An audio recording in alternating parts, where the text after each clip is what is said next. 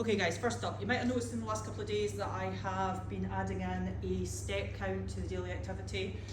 You don't have to take part in this, I've just started wearing my Fitbit again. As soon as lockdown comes in, I immediately have to spend so much of my life doing this, sat at a computer, that sometimes I forget to do this. Dancing, right?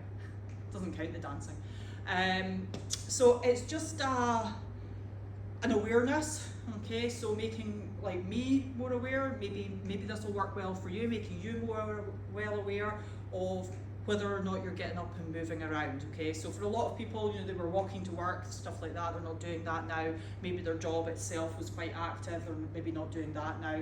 So absolutely great. I know some of you already like managed to do like 10,000 steps before you've had your like first cup of coffee in the morning.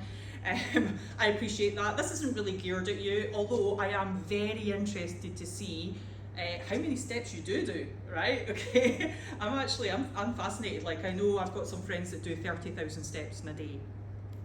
Okay, just because they've got a job where, like, you know, they're very, very active on their feet. So it's your goal. The 10,000 steps is an arbitrary number, okay, so don't get too bogged down in that. It is just your goal to help keep you more active throughout the day. Put some notes, so for example, if you ran for some of those steps, stick that in there, you know, let us know how you did it. In fact, I'd be really interested in that, if you could give us like little sort of summaries of how you managed to get that. Was it walking the dogs? Was it running after kids?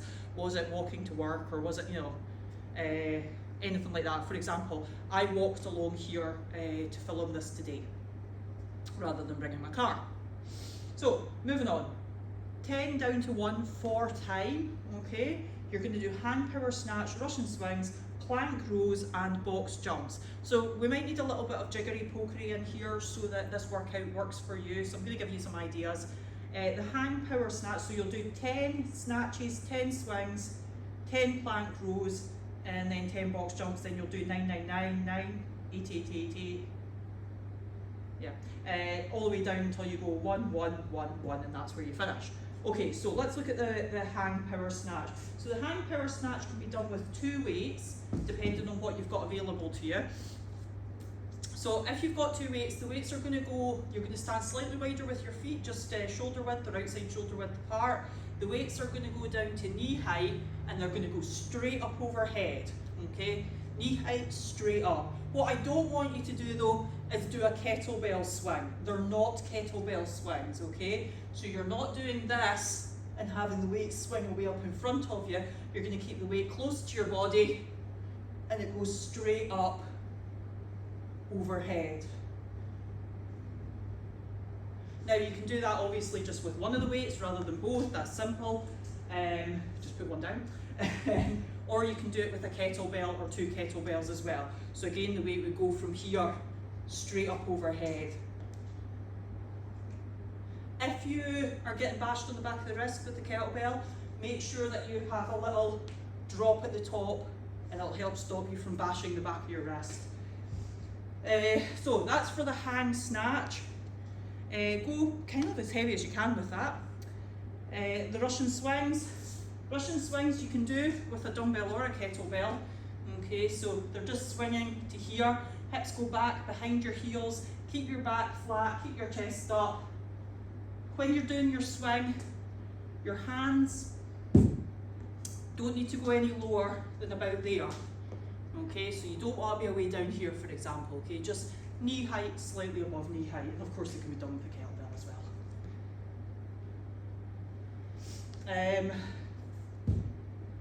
If you've got quite light weights, then you can mess around with doing things like both of them together. Okay, so this is 2 5-kilo dumbbells. It depends a little bit on the weight and what shape it is and stuff, but I could do both of them together.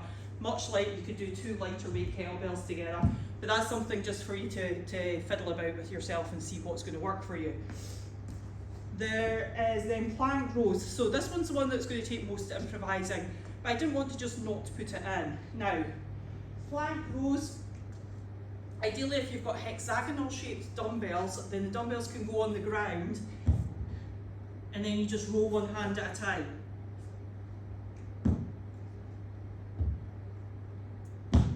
Now, if you've got round dumbbells, just make sure you're putting them down onto a surface that's not going to roll. Like maybe get a blanket or something so that they don't scoot about the place. If you've only got one weight, then you might want to raise your hand up slightly, the hand that's not got the weight in it. So for example, this would maybe be a little bit high, this box, but you get the idea. Hands raised up, and then I can do the rows, but still in a plank position. Okay, so body's in a plank position still.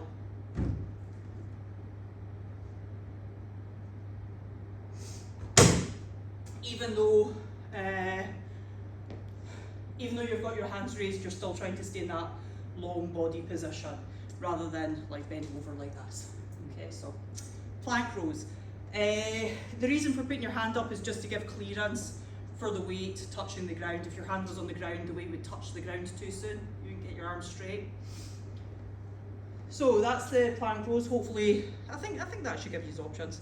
So you could do like hand raised for kettlebells and do a kettlebell row, and that would work.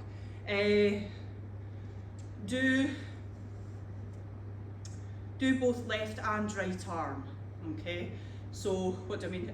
Do 10 on your right, 10 on your left, and then 9 on your right, 9 on your left, 8 on your right, 8 on your left. Go through it like that. So maybe don't get too ambitious with the weight. Or do. Just see what happens.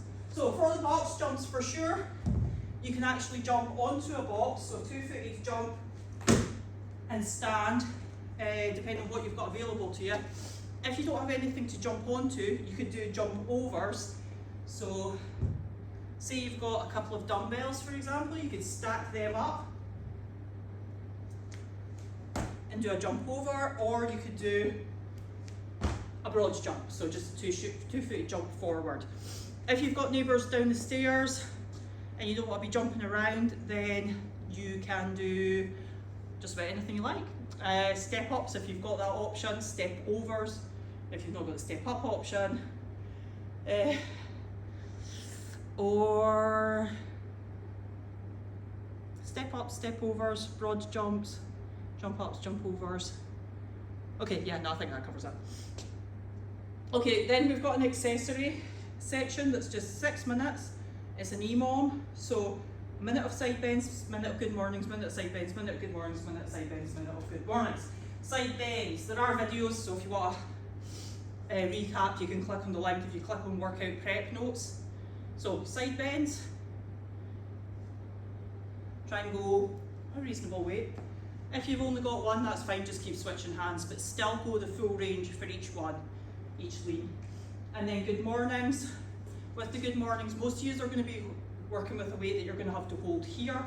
With the good mornings, hips go back behind the heels, lean over, come back to standing, okay? Little bit of bend in your knees, not very much, back to standing. If you've got a bar, you can back rack the bar across your shoulders and do it with the bar, and that's going to work pretty well. Right, it's a long video. Sorry, bye.